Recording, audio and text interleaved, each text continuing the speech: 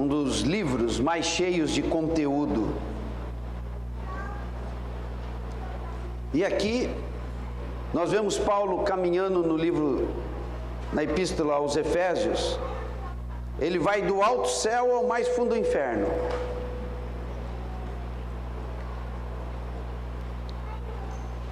O capítulo 1 nos fala de muitas coisas elevadas que Deus preparou e que Deus realizou. Fala de muitas coisas elevadas relacionadas ao eterno propósito do Senhor. Fala das realizações do Senhor e como o Senhor tem trabalhado para nos levar à sua realidade. A realidade que foi perdida em Adão e que foi resgatada em Jesus Cristo. Alguns, como Antônio falou, não querem receber, né? Mas nós que temos recebido, devemos querer a plenitude do que temos recebido. O Senhor tem coisa gloriosa para todos nós. Ele nos dá estas coisas gratuitamente. Mas nós temos que andar um trecho na direção do Senhor. O Senhor diz: toma, está aqui, é teu. Mas nós ainda temos que caminhar na direção do Senhor, para que essas coisas sejam nossas realidades. Aquele que tem a salvação, certamente na eternidade, vai estar na plenitude do que o Senhor preparou para nós. Mas nós ainda não chegamos na eternidade, no tempo da eternidade futura. Nós ainda estamos nessa terra, aguardando a vinda do Senhor. E os dias nesse mundo não são fáceis.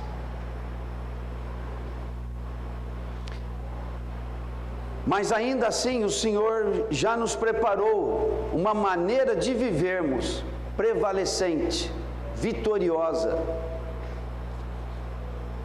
Na medida em que caminhamos em passos firmes na direção do Senhor, nós vamos entrando para dentro de todas as vitórias de Cristo. Nós vamos entrando para dentro de todas as glórias do Senhor. Nós vamos entrando para dentro de todo elevado propósito para o qual Ele nos criou. Mas tem de haver aproximação. Temos que querer caminhar na direção do Senhor, para que nós pudéssemos sair da morte, para que nós pudéssemos dar o primeiro passo. O Senhor Jesus veio, e como nós oramos, como os irmãos testemunharam, morreu na cruz por nós. Senão nós não teríamos como dar nem ao menos o primeiro passo. Mas para que pudéssemos sair da morte, da inércia, da perdição eterna, o Senhor morreu pelos nossos pecados, cumpriu o seu ministério e disse que nos deixaria o outro Consolador, o Espírito Santo, o Espírito da verdade, o Espírito da vida, que está conosco e estará para sempre conosco. É na força dele, é no poder dele que nós caminhamos na direção do Pai. E na medida em que no poder do Espírito Santo, com a base da remissão dos nossos pecados em Jesus, à medida em que nós andamos nessa realidade, a remissão dos nossos pecados e o poder do Espírito Santo, nós caminhamos na direção do Pai. Então toda a realidade que nos está reservada certamente para um futuro, elas já podem ser vivenciadas aqui. E essa é a única maneira pela qual podemos escapar da escravidão do pecado. Essa é a única maneira em que podemos subjugar os espíritos malignos. Essa é a única maneira que podemos prevalecer na nossa fé. É no sangue de Jesus e no poder do Espírito Santo. Irmãos, não nos falta nada do que Deus podia preparar para nós, mas falta isso que o Antônio colocou aqui. Falta o homem querer, não é isso? Nós que somos cristãos, os que já receberam Jesus, já se decidiram a confessar seus pecados e aceitar Jesus como seu Salvador. Mas ainda, irmãos, temos que nos decidir a uma caminhada cristã dentro da realidade de Cristo. Então, o capítulo 1 de Efésios fala de como o Senhor nos preparou tantas coisas gloriosas em Cristo e no poder do Espírito Santo. Agora nós chegamos no capítulo 2. E no capítulo 2, Paulo vai falar a respeito da nossa condição, da nossa situação e de quanta libertação nós precisamos. Todos nós, irmãos, ainda precisamos de muita libertação. E é sobre isso que nós vamos compartilhar um pouco. Então vamos lá, no capítulo 2.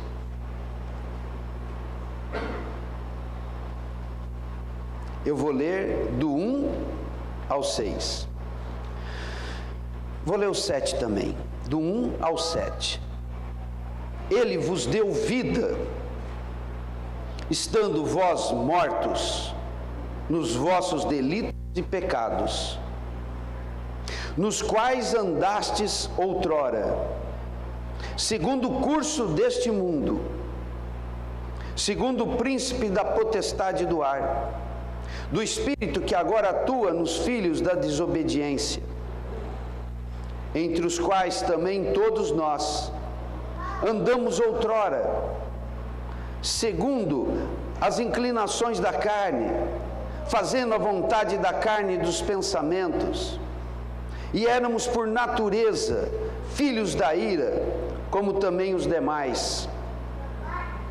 Mas Deus, sendo rico em misericórdia, por causa do grande amor com que nos amou, e estando nós mortos em nossos delitos, nos deu vida juntamente com Cristo.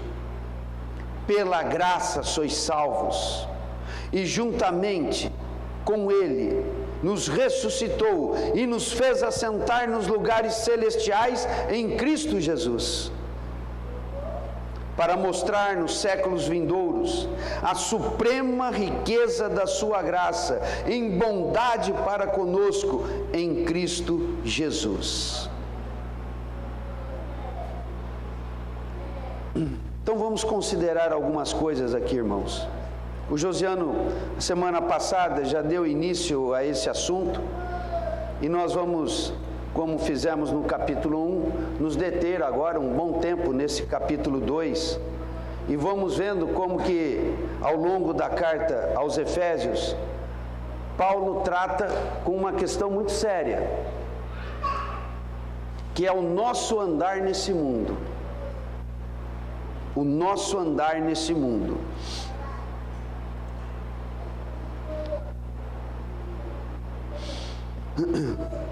Versículo 1. Quando o Senhor veio para nós para nos dar vida, nós estávamos mortos em nossos delitos, em pecados, delitos e pecados, em transgressões e pecados.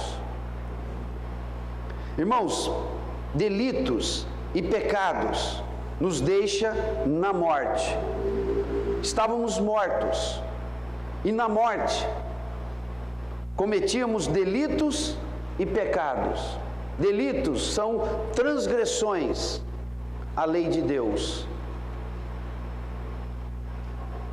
Pecados fala de como isso ofende ao Senhor.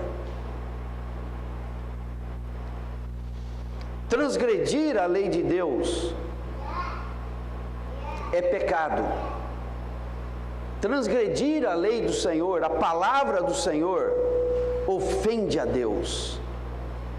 Então isso significa que antes de conhecermos o Senhor, quando estávamos mortos, nós praticávamos com naturalidade as transgressões e as ofensas ao Senhor. E isso não nos incomodava. Por quê? Porque estávamos mortos. É claro que não está falando de estar morto no seu corpo.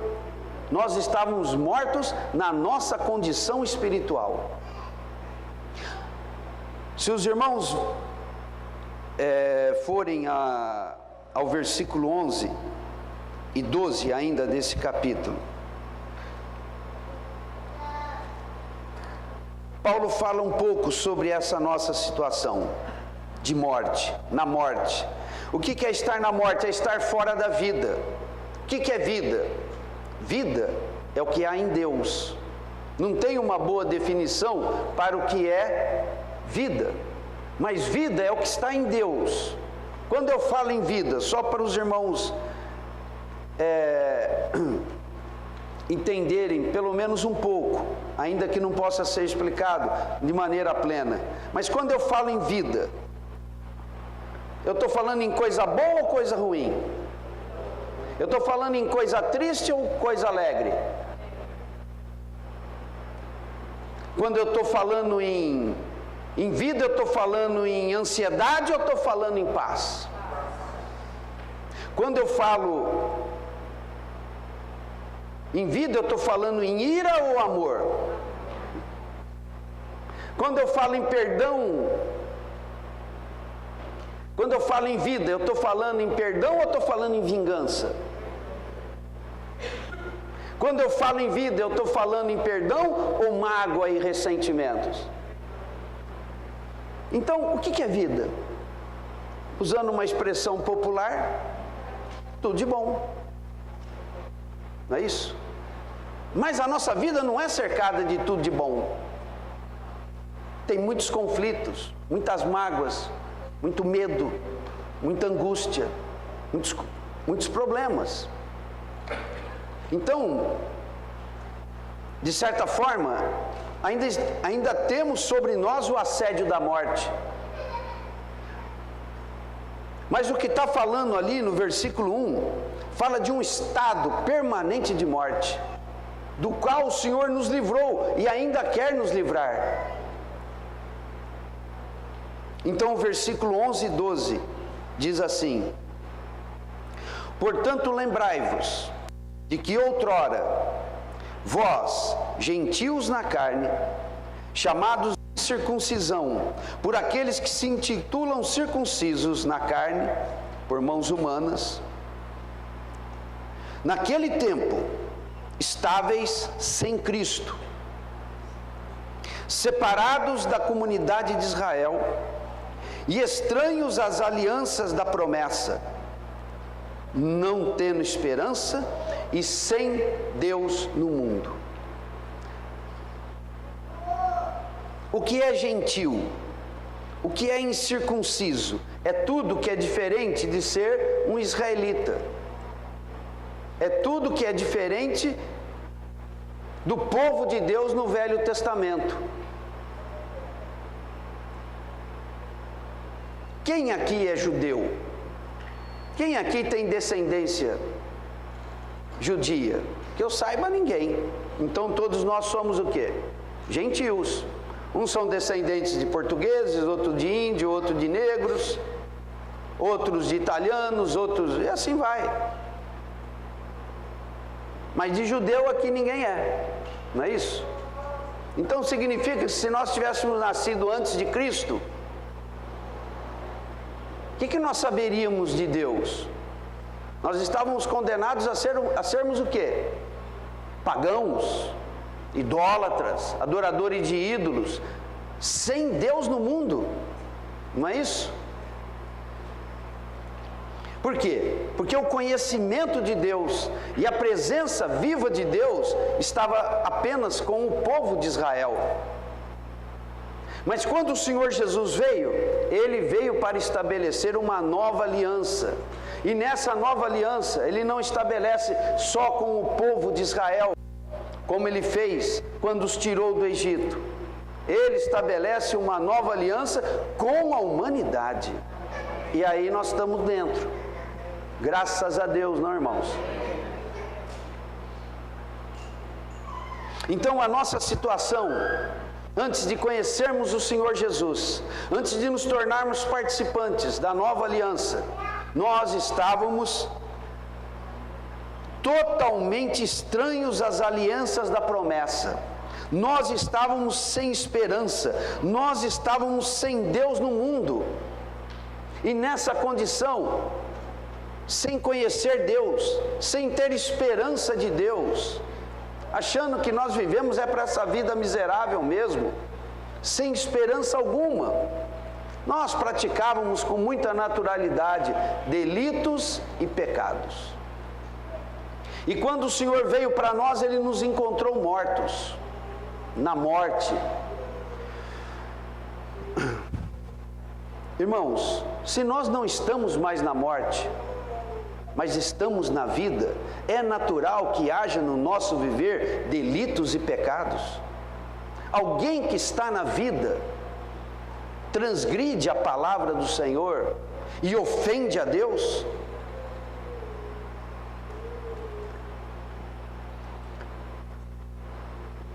O povo de Israel foi tirado do Egito. Eles eram descendência de Abraão, de Isaac e Jacó, a quem o Senhor tinha feito promessa. E o Senhor firmou essa promessa quando fez aliança com seus descendentes, depois que eles se tornaram um povo no Egito. E de lá os tirou com poder. E no deserto, antes que eles chegassem na boa terra de Canaã, que o Senhor havia prometido a Abraão, o Senhor, no Monte Sinai, através de Moisés, fez com eles uma aliança, de eles serem povo exclusivo de Deus, para adorar a Deus e somente a Deus, e fez uma aliança com eles. E essa aliança ali incluía, da parte dos direitos que Deus iria conceder, Deus prometia andar com eles, Deus prometia estar no meio deles, Deus prometia guardá-los e fazê-los prosperar, de maneira que eles fossem uma nação privilegiada, sem fome, sem doença, sem pobreza. As promessas são muitas. Tem pelo menos nos escritos de Moisés, em Levítico, Deuteronômio, Números, tem pelo menos 3 listas enormes de bênçãos para o povo. Isso é o que o Senhor prometia conceder, em troca de uma contrapartida. Aliança fala de pacto. Pacto é simplesmente um contrato. Se obtém direitos em troca de cumprir obrigações. Não é isso? Se eu faço um contrato de aluguel para morar numa casa, eu posso usar a casa, usufruir das coisas que tem na casa, em troca do quê? Da bondade do proprietário? Em troca de um aluguel.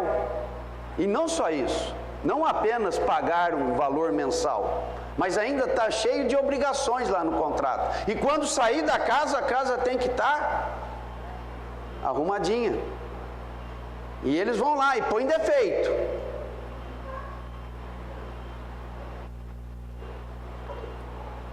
Irmãos, todo contrato gera direitos e gera obrigações.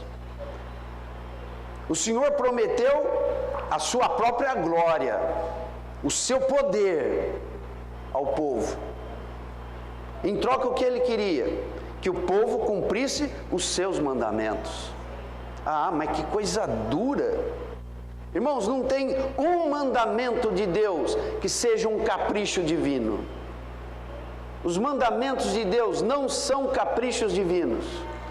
Os mandamentos do Senhor todos são para nos livrar do pecado.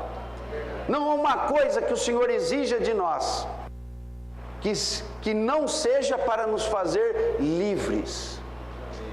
Não adulterarás, não darás falso testemunho, e assim por diante. Para que são todos esses mandamentos? para nos fazer verdadeiramente livres.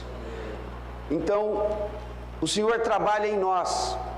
O Senhor quer trabalhar em nós o seu próprio caráter, quando Ele nos dá a sua lei.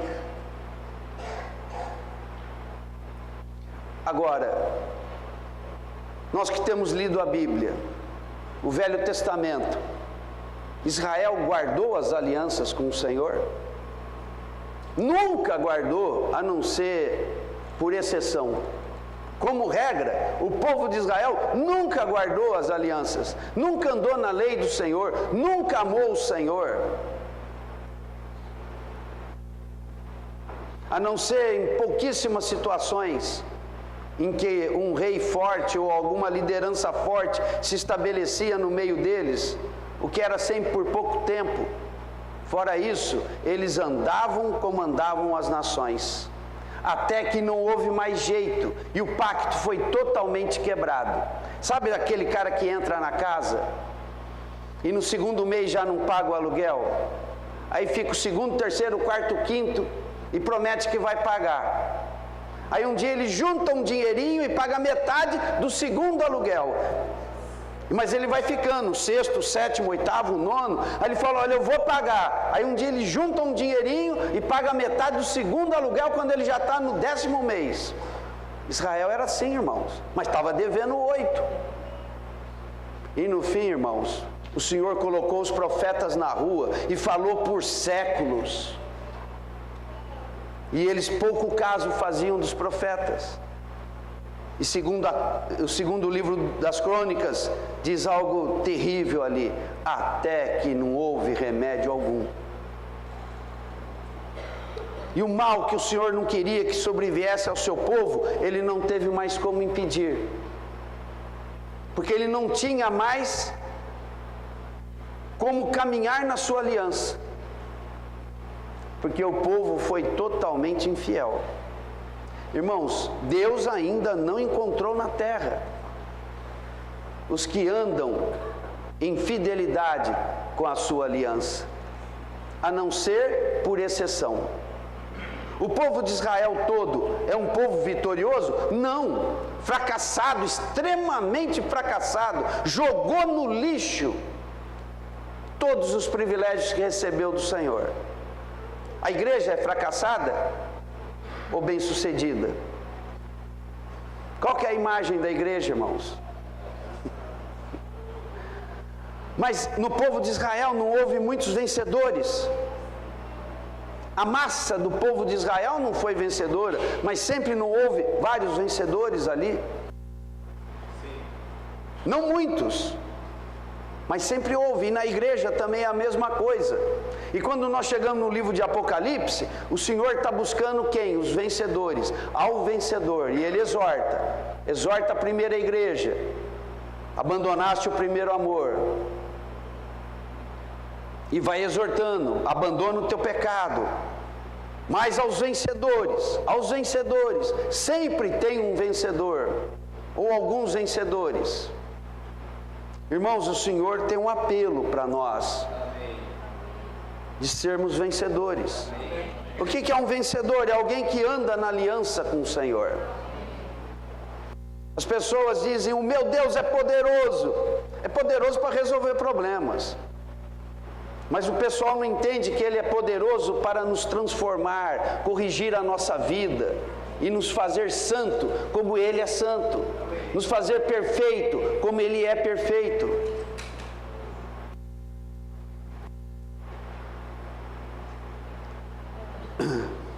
O Senhor, voltando aqui para o versículo 1, o Senhor nos deu vida quando nós estávamos mortos em nossos delitos e pecados. Irmãos, se o Senhor nos vivificou, não é natural que permaneçamos na condição de quem está espiritualmente morto, em delitos e pecados. Temos que estar abertos a toda a obra transformadora do Espírito Santo. Há tantas coisas que o Senhor tem de limpar no nosso coração, irmãos. Por que a bênção do Senhor não vem? Por que as coisas não acontecem na minha vida? Por que eu não venço? Por que eu não prevaleço? Porque a minha fé é sempre vacilante. Porque eu não tenho me entregado à obra transformadora do Espírito Santo, que quer me conformar à imagem do Filho.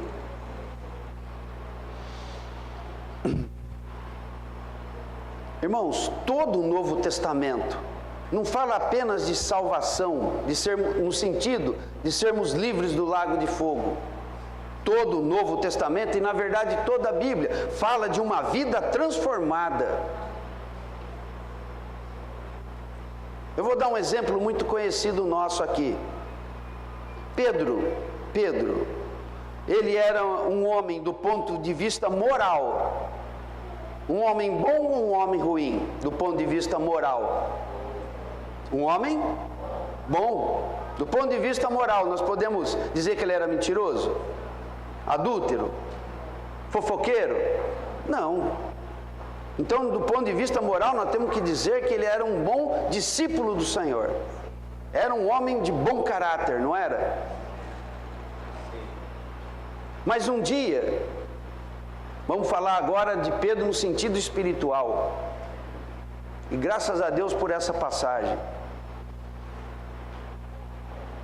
Um dia, o Senhor passou a falar aos seus discípulos sobre a necessidade dele morrer na mão dos sacerdotes, dos escribas, e ali padecer muitas coisas, sofrer muitas ofensas, muitos maltratos, muito desprezo, ser cuspido, humilhado e morrer.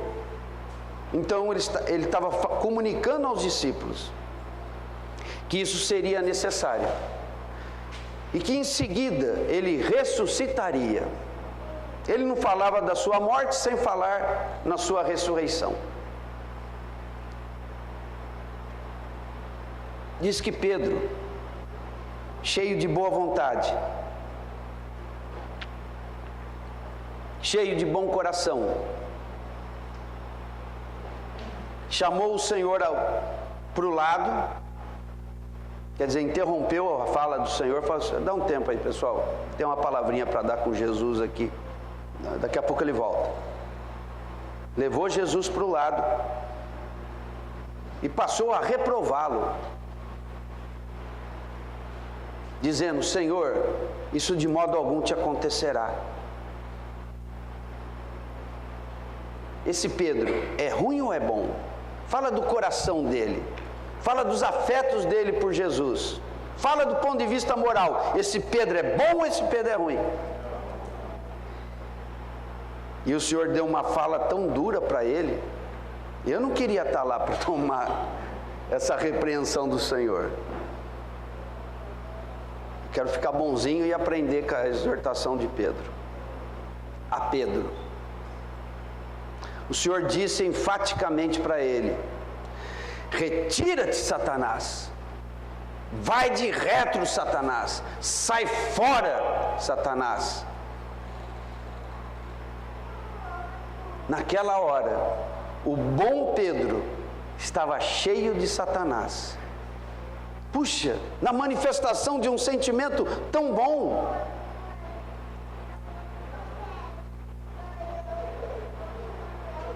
E o Senhor prossegue dizendo: porque você não cogita das coisas de Deus, e sim das coisas do homem. O que é cogitar? Cogitar é pensar, raciocinar. Com que linha de raciocínio nós pensamos para formar as nossas opiniões? É segundo o cogitar de Deus ou cogitar dos homens? O cogitar dos homens, o pensar dos homens, o raciocinar dos homens, tem Deus?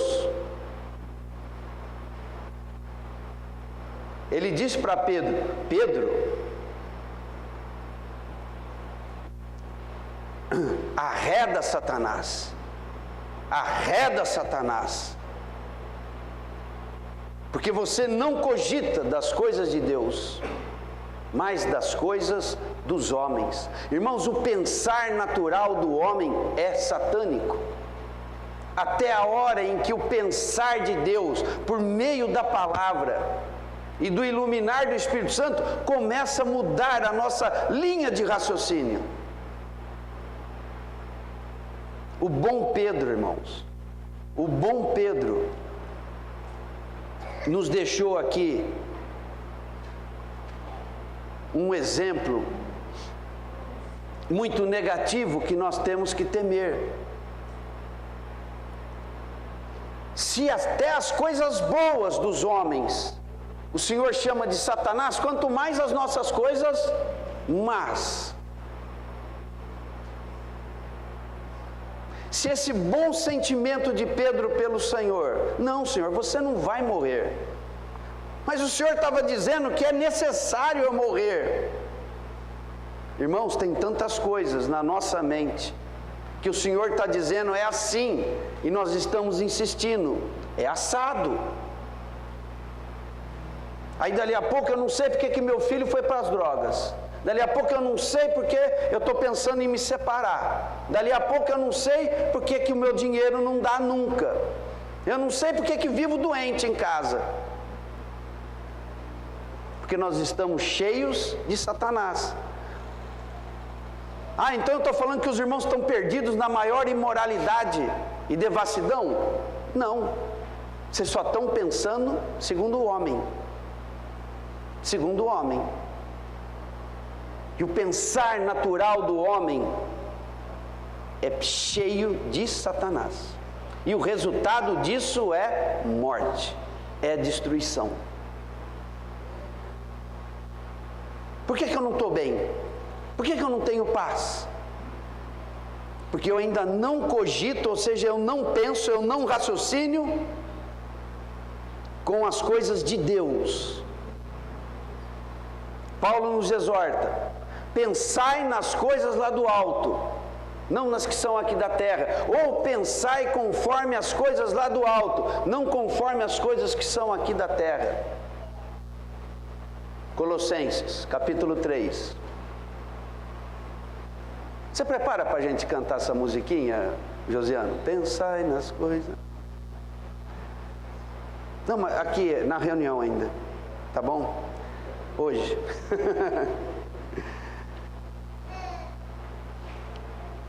Buscai as coisas lá do alto, não são as que da terra, porque morreste para esse mundo. Antes, quando nós estávamos mortos em delitos e pecados, nós estávamos muito vivos para o mundo. Mas agora Paulo está dizendo, vocês viveram para Deus, então vocês têm de estar mortos para o mundo. Busque as coisas lá do alto, pense nas coisas lá do alto. Em Romanos capítulo 8, versículo 6, Paulo diz: porque a mente da carne é morte, e a mente do Espírito é vida e paz. A mente, o pensar, o raciocinar, o princípio em que a mente do Espírito opera, sempre vai te levar à vida, sempre vai te levar às coisas boas, sempre vai te introduzir em Deus e vai te encher de paz. Mas a mente da carne é morte. A Bíblia, quando fala da carne, essa palavra significa, no sentido espiritual, mais de uma coisa. Primeiramente, quando fala na carne, ora está falando simplesmente do ser humano, de eu ser um humano, de ter corpo, de ser humano. Então, se eu digo eu estou na carne, nesse sentido, eu estou dizendo, eu sou um ser humano sobre a face da terra. Sou um homem, ou uma mulher, é claro, sobre a terra. E por outras vezes, quando fala de carne, está falando sobre a contaminação do pecado. O homem é carnal, ou seja, ele vive de acordo com o princípio do pecado. Então, ora fala de eu simplesmente ser humano, como por exemplo Paulo em Gálatas 2:20. E esse viver que agora tenho na carne, ele está falando de um viver carnal? Não, está falando de um viver na sua condição humana. Mas aqui em Romanos 8:6, quando diz a mente da carne, está falando que a minha mente raciocina com os elementos do homem caído. Raciocina com as ideias do pecado. E foi nessa condição que o coitado do Pedro e coitado de nós foi repreendido pelo Senhor. E ele não estava ali contando uma mentira. Quando o Senhor disse para Pedro, arreda de Satanás, ele não estava falando uma mentira. Não estava contando uma piada pornográfica. Não estava falando qualquer coisa que fosse censurada pela lei. Ele só estava revelando os seus bons afetos pelo Senhor. E o Senhor falou, Pedro, quer dizer, não falou assim. Depois ele deve ter falado, Pedro, teu homem natural está cheio de Satanás. Mas na hora ele não falou isso. Ele diz, arreda de Satanás. Puxa, Pedro foi um canal livre. Dá para entender isso? O bom Pedro, o coitado do Pedro, foi um canal desimpedido para Satanás vir ao Senhor. Lembra quando o Senhor começou o ministério dele? Ele foi a João Batista, no Rio Jordão, e foi batizado. Logo em seguida, o Espírito o levou para onde? Para o deserto, para ser... E ali ele resistiu a pelo menos a 3 grandes tentações, feitas diretamente por Satanás. Não tinha máscara, não tinha disfarce, era o Filho de Deus contra o cão, contra Satanás mesmo, assim, claro, lá no deserto, como num ringue, um enfrentando o outro. Eu sei quem você é. Jesus falava para Satanás, e Satanás falava, eu também sei quem você é. Jesus dizia, eu vou acabar com você. E Satanás fala, mas eu vou tentar te corromper. Eu não desisto dessa luta. Eu sei que eu não sou páreo para você, mas eu não desisto dessa luta. Ele é atrevido. E ali ele agiu sem máscaras. Aí o Satanás foi embora, e o Senhor disse ali, no final, está em Mateus, depois da terceira tentação, ele fala, sou o Senhor teu Deus adorarás, e só a eles dará culto, retira-te Satanás. Satanás foi embora e os anjos vieram para servir o Senhor, depois de 40 dias, de jejum, oração e tentação. Aquilo terminou com um retira-te Satanás. E o diabo foi até onde, irmãos? Foi embora para sempre. Os demônios saem de casa para sempre. Eles vão até onde? Até na rua. E fica esperando você dar um mole para ele. Aí ele volta para dentro de casa. Muitas vezes o diabo deve ter vindo perturbar o Senhor, além dessas que são contadas no Evangelho. Muitas provocações, mas agora é todas elas através de quem? Dos homens. Quando diziam para Jesus na cruz, salvou os outros, salva a ti mesmo, desce da cruz para que creiamos. Puxa, tem alguém muito maldoso ali, tentando o Senhor a mostrar força, na hora que era para ele ficar perfeitamente fraco e mudo e calado, que graças a Deus ele fez até o fim, graças a Deus.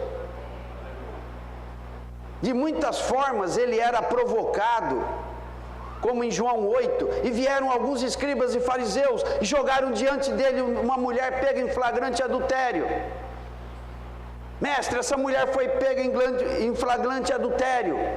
Moisés manda apedrejá-la. Tu, pois, o que dizes? Há um detalhe ali. E diziam isso para poder pegá-lo em alguma coisa. Então o Senhor era tentado por pessoas más, por opositores o tempo todo. Mas aqui, irmãos, Pedro, a quem depois ele confiaria tudo. João é o discípulo do amor, sabemos tudo isso, ele tem a sua importância. Mas naquele primeiro momento da igreja, depois do Pentecostes, o Senhor usou quem? Irmãos, um tão chegado ao Senhor, o Senhor estava investindo nele, só que tinha uns demônios para tirar ali. E ali o Pedro, cheio do seu amor, do seu zelo, vem ao Senhor: Senhor, de modo algum isso te acontecerá. Pedro foi muito audacioso ali, e passou Jesus a dizer que era necessário. E Pedro, chamando-o à parte, interrompeu a fala do mestre. Pessoal, espera um pouquinho que eu vou ter um particular aqui com Jesus, que agora eu acho que ele está enveredando por um caminho que não é bom. Está tão bom todos nós aqui juntos, os demônios saem, os paralíticos saem pulando, os cegos saem vendo. Agora ele está falando de morrer. Gente, Jesus não acordou bem hoje. Ele acordou meio deprê, está meio para baixo, está falando de morte. Eu vou dar um aconselhamento aqui para Jesus. Afinal de contas, eu sou amigo dele. E era mesmo. Puxa, irmãos. E ali o Senhor teve que dizer para Pedro o mesmo que ele disse para Satanás lá na tentação do deserto: retira-te, Satanás, ou arreda-te, Satanás. O Pedro tomou aquele impacto. Puxa, o Pedro, o bom Pedro. Irmãos, como nós temos que vencer a morte. Há tanta morte no nosso coração ainda, irmãos. Eu não quero acusar os irmãos de nada, nem jogar um peso nos irmãos, porque todos nós estamos no mesmo barco.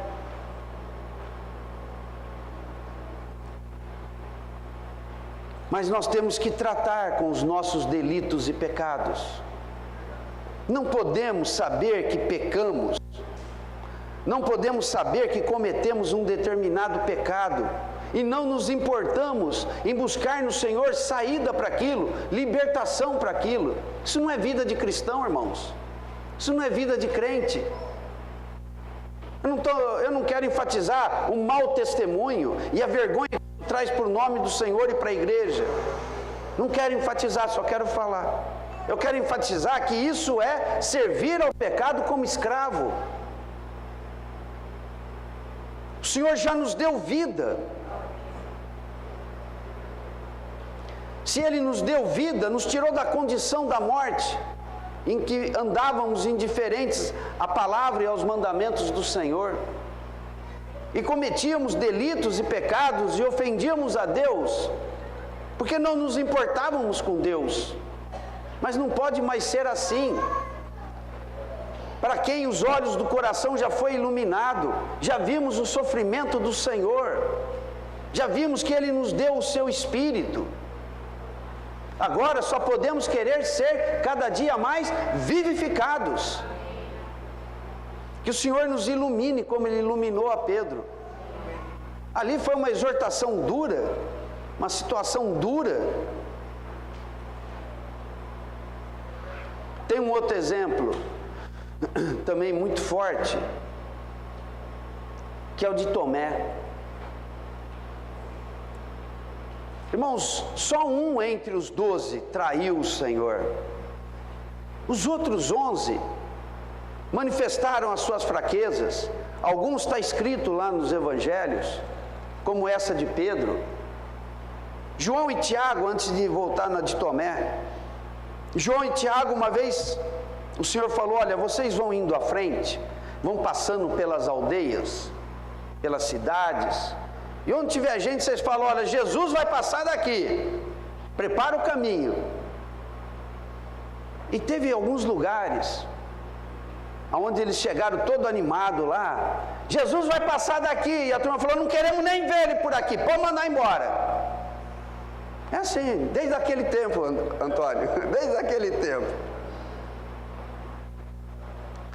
Só que o Antônio falou, tá bom, não quer, né? Quer dizer, tá bom para você que fez a tua parte, né? Mas tá péssimo pro coitado lá, né? Mas, por João não ficou bom, não. O João, irmão dele, eles receberam do Senhor um apelido, Boanerges, que quer dizer, filho do trovão. Os caras eram nervosos. A gente fica com essa história do João amoroso, do João isso, né? Eles eram nervosos, eles eram. E eles tinham uma inspiração do Velho Testamento, que era quem? Elias. Elias estava no monte, e o rei todo abusado falou, vai lá, mandou uma guarda, vai lá e me traga aquele profeta aqui. A primeira guarda foi, o rei mandou você vir, falou, eu não vou. Vai sim, senão nós vamos aí. Ele falou, não, eu que vou aí, e mandou fogo, bem tostado, todos. Aí mandou uma segunda guarda, o rei mandou te buscar e nós vamos levar. Não vai, vamos sim, tostados todos também, bem passado, fogo do céu. Aí chegou um terceiro, mais esperto, mais humilde, e falou, olha, profeta Elias, é o seguinte, tá ruim para nós. Se eu voltar sem você, o rei me mata. Se eu for buscar você, você me mata. Eu temo a Deus, por favor. Eu não sou que nem aqueles lá. Olha, me tira dessa roubada. Elias falou, tá bom, eu vou com você. Assim eu vou. É legal isso, né? Tem esse poder de Deus, né? Uma negociação. Mas estou falando do ponto de vista de Elias, é legal ter esse poder, não é? Não gostei de você. Está amaldiçoado em nome de Jesus. Aí eles voltaram para Jesus, o João e o Tiago, o irmão dele. Voltaram para o Senhor, Senhor, tem um pessoal aí que não recebeu, não quer receber o Senhor não. O Senhor quer que a gente mande descer fogo do céu? O Senhor falou, ai, vocês não sabem de que espírito vocês são. Quer dizer, vocês estão agindo por Satanás, mesmo o caso de Pedro. Eu não vim para matar, gente, eu vim para salvar. Está vendo? Cogita com as coisas de Deus, não com as coisas dos homens. Vocês têm visto muito poder, né? Eu estou curando os cegos, curando os paralíticos, expulsando demônios. Vocês estão achando que estão podendo incendiar a turma. Eu não vim para matar, eu vim para salvar. E eles foram, os discípulos, né, cometiam vários desses erros. E o Tomé, né, irmãos? Diz a tradição da igreja, histórica da igreja, que, se não me engano, Tomé morreu na Índia, pregando o Evangelho nas regiões da Índia. Ele morreu, ele glorificou o Senhor. Mas ele ficou com o estigma daquele que só crê vendo. Irmão, nós não somos melhor que Tomé, irmãos. Nós não somos melhor que Pedro, não somos melhor que João. Eles são muito melhores que nós, mas eles levaram a fama. E nós temos de aprender com eles. O Senhor apareceu depois da sua ressurreição e o Tomé não estava lá. E todos estavam tomados de muita incredulidade. Primeiro ele apareceu para as mulheres correram para avisar, ninguém deu crédito. Depois ele apareceu para os dois a caminho de Emaús, eles voltaram correndo, também não deram crédito. Até que o Senhor apareceu no meio deles, e lá em Marcos diz que o Senhor censurou-lhes a incredulidade. Começou por aí. E o Tomé não estava nessa reunião. Então ele não acreditou nas mulheres, não acreditou nos dois de Emaús, e não acreditou nos outros 10. Porque Judas tinha morrido, né? E ele não estava lá, e não acreditou nos 10 que estavam lá. E ele falou, eu só acredito se eu ver com os olhos e colocar meu dedo na ferida. Irmãos, nós somos melhor que Tomé. Nós cogitamos das coisas de Deus, ou nós cogitamos com as coisas dos homens? Quem é que não crê? Não é Satanás, irmãos? Quer dizer, Satanás, pelo contrário, desculpa, ele crê em tudo, porque ele sabe de tudo. Mas ele é mentiroso, pai da mentira, enganador, a serpente, desde o princípio, para não nos permitir crer. É ele que trabalha para que não creiamos. E o Tomé também foi esse extraordinário canal de Satanás, como foi João e o irmão dele, Tiago, como foi o próprio Pedro. E na aparição seguinte, o Senhor apareceu, já foi direto no Tomé. Não que o Dio seja o Tomé, mas já pensou um grupão assim de gente, o Senhor aparece e já vem direto? Vai? Está vendo? Agora põe o dedo aqui. O que o Tomé fez? Se prostrou e disse: meu Senhor, meu Deus. Irmãos, essa declaração de Tomé, ela é tremenda, irmãos. Ele foi da mais profunda incredulidade para a mais elevada fé. Ele chamou Jesus de meu Deus. Até então ele era, para os que tinham mais revelação, o Cristo, o Filho do Deus vivo. Mas é claro que tudo isso é Deus. Mas dizer taxativo e claramente: meu Senhor, meu Deus. Então, irmãos, tem muita coisa para mudar no nosso ser.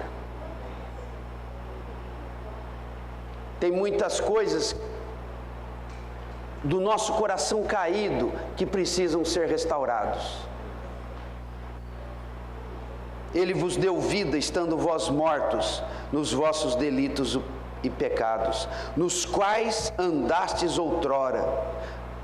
E para encerrar, irmãos, eu quero que os irmãos abram no capítulo 4.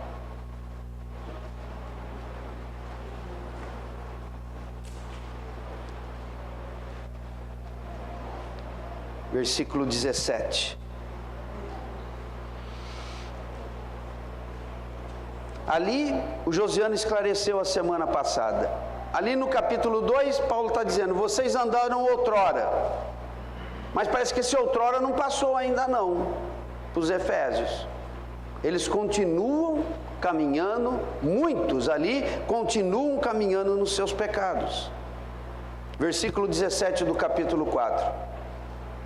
Isso, portanto, digo, e no Senhor testifico, que não mais andeis, como também andam os gentios, na vaidade dos seus próprios pensamentos.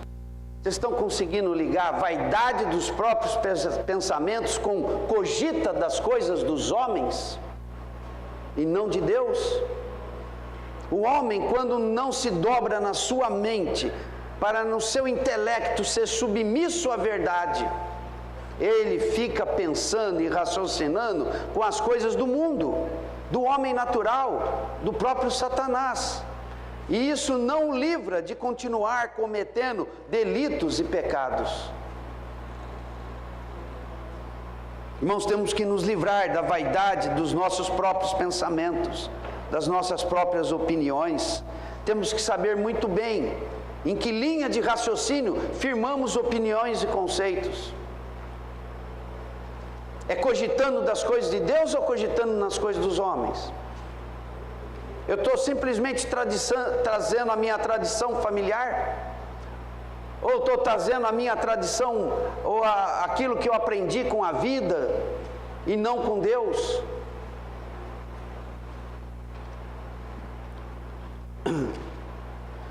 Agora, vamos pular para o 25. Tenho mais 4 minutos. 25. Por isso, deixando a mentira. A mentira não era coisa de outrora? Mas aqui Paulo está falando para deixar a mentira. não só deixar, mas deixando. O que é deixando? Nós somos tão mentirosos, irmãos, nós somos tão dados à mentira, que não dá para deixar tudo de uma vez, tem que ir deixando aos poucos, mas tem que haver essa obra tem que estar em andamento. Como é que é isso, Adriano? Gerúndio, então, como que é? Contínuo, ação contínua, vai deixando. Eu já sou crente há mais de 40 anos, e de vez em quando o senhor fala, ô meu filho, mentiu. Aí eu falo, não, senhor, foi uma meia verdade, para mim uma mentira inteira. Vai deixando, iluminou, deixa, não fica negociando com o Senhor. Deixando a mentira, fala cada um a verdade com o seu próximo, porque somos membros uns dos outros. Irai-vos e não pequeis, não se põe o sol sobre a vossa ira. O que é isso, irai-vos? Eu fico nervoso, fico indignado, mas não abro a boca para dizer o que eu estou pensando naquela hora, porque é satânico. Eu iro, me inflamo, porque a tentação vem, mas eu não peco, porque eu não ofendo, porque eu não falo, porque eu não prossigo, eu não extravaso. E até o pôr do sol, ou até a hora de eu dormir, aquela ira tem que estar tratada diante de Deus, senão ela vai prevalecer no coração. Aquele que furtava, não furte mais. Puxa, está falando para os irmãos parar de furtar? Não é o pecado em que eles andavam outrora? Não, mas ali tem muita coisa na igreja para ser limpa. Aquele que furtava, não furte mais. Antes trabalhe fazendo com as próprias mãos o que é bom, para que tenha com que acudir ao necessitado. Esse do 29, então, o Senhor tem misericórdia de todos nós. Não saia da vossa boca nenhuma palavra torpe. Meu Deus, palavra torpe é palavra inútil, palavra maldosa, talvez maliciosa, até pornográfica. E sim, unicamente a que for boa para edificação, conforme a necessidade, e assim transmita a graça aos que ouvem. 30. Não entristeçais o Espírito de Deus, no qual fostes selados para o dia da redenção. Irmãos, compare o 30 com o 27. O que diz o 27? E o que diz o 30? Irmão, nós temos que entristecer o diabo, que quer nos fazer pecar, e não entristecer o Espírito, que quer nos santificar. O diabo é muito intenso, ele está agindo o tempo todo. Não podemos dar lugar a ele. Ele, como um leão que ruge, anda ao nosso derredor, procurando uma brecha para nos devorar. 31. Longe de vós toda amargura, e cólera, e ira, e gritaria, e blasfêmias, e assim toda malícia. Puxa, irmãos, aqui a gente tropeça em vários. Agora mesmo, você está amargurado com alguém? Você tem alguém para pedir perdão ou perdoar? Essa é uma questão que nunca interrompe na nossa vida. Nós vivemos em sociedade, nós estamos sempre nos ofendendo. Temos que ser intensos em vencer a amargura, a cólera, a ira. Tem um vizinho no fundo de casa que me irrita. Ele não é mau nada não, que ele fica lá fazendo umas coisas, mas tudo bem. E hoje, na hora que eu saí de casa, eu contornei o quarteirão para ir embora, ele estava manobrando uma coisa lá na rua. Ele tem um depósito ali no fundo, e liga o caminhão, e enche minha casa de fumaça. Já contei essa história para os irmãos, né? Aí eu estou saindo, ele está manobrando o carro dele, um carrinho que ele trabalha lá, uma empilhadeira, por causa, né? Eu parei e fiquei olhando para ele. De manhã. Eu já tinha orado, buscado o Senhor, mas ali eu não estava cogitando das coisas de Deus. Naquele momento, não. Fiquei. Aí ele olhava para mim, virava o rosto rápido. Aí ele saiu da frente, limpou a rua, fez assim, eu falei, tentando consertar um pouco. Aí o senhor falou, mas você, com essa cara, você leva quem a se converter, meu filho? Fala, o senhor fala o tempo todo. Vai pregar o evangelho para ele agora, se você tem coragem. Põe essa cara toda aí. Não falou nada, mas vomitou tudo. Cólera, ira. Não, irmão, nós temos que deixar o Senhor nos aperfeiçoar. Temos que deixar o Senhor limpar o nosso coração. Bom, no capítulo 5 ele vai para pecados mais graves, ligados principalmente à questão da sexualidade. A semana que vem a gente prossegue. Amém? O Senhor nos deu vida. Vamos viver como aqueles que foram vivificados. Amém? Senhor querido. Senhor, nós queremos... Vamos ficar de pé para orar, irmãos? Senhor, nós queremos considerar diante de Ti todo o encargo do apóstolo Paulo.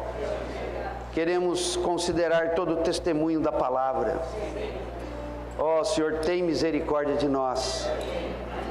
Senhor querido, nós queremos ser aqueles que são da vida. Livra-nos de sermos aqueles que permanecem na morte. Vivifica-nos, Senhor. Vem com o poder do Teu Espírito. Vem com o Teu grande amor, compaixão, misericórdia. E vivifica-nos, Senhor. Senhor, nós não queremos apagar o Espírito, nem ao menos entristecer ao Espírito. Senhor, também não queremos dar lugar ao diabo, como nós vimos os discípulos darem. Senhor, nós queremos aceitar o reto caminho da Tua palavra. Senhor, queremos ser aperfeiçoados nas Suas correções. Senhor, queremos estar deixando dia após dia todo o viver próprio dos que estão na morte. Livra-nos de cometermos delitos e pecados, transgressões e ofensas a Ti. Ó Senhor querido, queremos Te agradar, não queremos Te entristecer. Vá livrando o nosso coração, Senhor, para não servirmos ao pecado como escravo. Te rogamos misericórdia, Senhor. Ó Senhor querido, visite cada um dos nossos corações com essas palavras e cause um efeito. Mude o que tem de mudar, Senhor. Nos abrimos a Ti, em nome de Jesus. Amém.